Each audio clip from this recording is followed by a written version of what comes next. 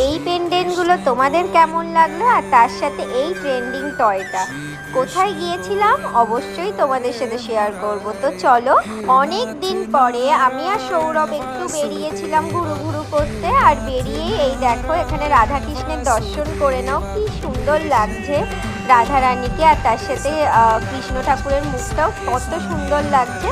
আর এই হলো সেই ট্রেন্ডিং খেলনাটা, যেটা কিন্তু আমার দারুণ লেগেছে, আর এটা মাত্র 70 টাকা নিয়েছে। আর এখানে এই যে পেন্ডেন্টগুলো দেখছো, এগুলো অনলি 30 টাকা করে দাম রয়েছে। আর তার সাথে এই ক্লিপসগুলো দেখো কত সুন্দর, এগুলো ওই 20-30 টাকার মধ্যেই দাম রয়েছে। আমার কিন্তু মেলায় আসলেই কিন্তু এইগুলোই দেখে মন ভরে যায়। এখানে ফুলগুলো দেখে আমার এটাও নিতে ইচ্ছা করছিল, কিন্তু নিইনি, কারণ আমার দামটা একটু বেশি লাগলো।